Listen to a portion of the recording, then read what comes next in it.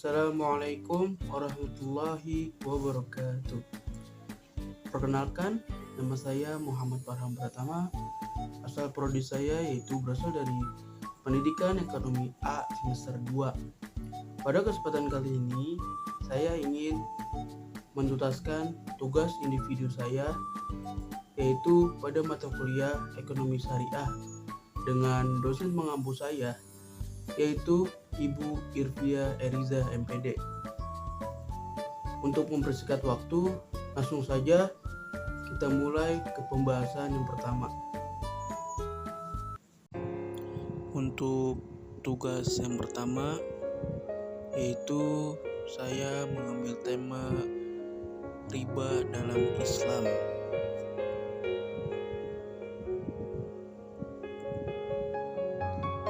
Yang pertama, adanya definisi riba. Dari berbagai definisi dapat disimpulkan bahwa riba adalah suatu kegiatan pengambilan nilai tambah yang memberatkan dari akad perekonomian seperti jual beli atau utang piutang dari penjual terhadap pembeli atau dari pemilik dana kepada peminjam dana, baik diketahui bahkan tidak diketahui oleh pihak kedua. Riba dapat pula dipahami hanya sebatas pada nilai tambah dari nilai pokok dalam suatu akad perekonomian. Setelah mengetahui definisi riba, maka penting untuk mengetahui jenis-jenis riba dan pengertiannya. Secara garis besar, jenis-jenis riba dapat dikelompokkan menjadi dua, yaitu adanya riba yang berkaitan dengan utang piutang dan ada riba yang berhubungan dengan jual beli. Dengan mengetahui jenis-jenis ini dan pengertiannya, kamu bisa mengetahui mengapa riba tidak diperbolehkan dalam agama Islam. Dalam surah Al-Baqarah ayat 276 dan 278, Allah Subhanahu wa taala menyatakan memusnahkan riba dan memerintahkan untuk meninggalkan segala bentuk riba yang masih ada. Yang menjadi tinjauan dalam ayat ini ialah periba itu hanya mencari keuntungan dengan jalan riba, dan pembangkang sedekah mencari keuntungan dengan jalan tidak mau membayar sedekah.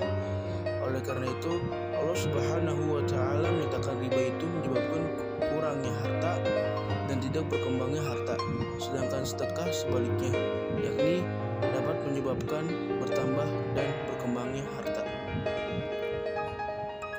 Kemudian adanya jenis-jenis riba dan contohnya.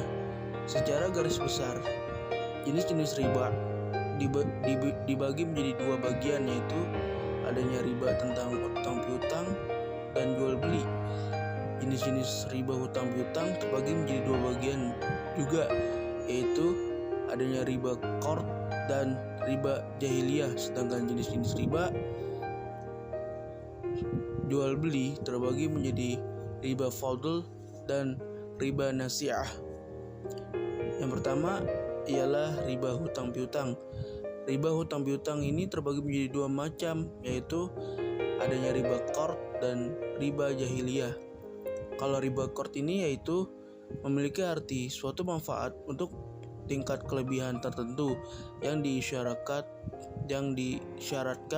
terhadap yang berhutang. Sedangkan riba jahiliyah mempunyai arti yaitu sebagai hutang yang dibayar lebih dari pokoknya, karena si peminjam tidak mampu membayar hutangnya pada waktu yang ditetapkan. Kedua, riba jual beli. Riba jual beli ini juga terbagi menjadi dua bagian, yaitu adanya riba fadl dan riba nasi'ah. Riba fadl mempunyai arti yaitu pertukaran antara barang-barang sejenis dengan kadar atau takaran yang berbeda dari barang yang dipertukarkan, termasuk dalam jenis barang ribawi. Riba nasi'ah yaitu penangguhan, penyerahan atau penerimaan jenis barang ribawi dengan jenis barang ribawi lainnya.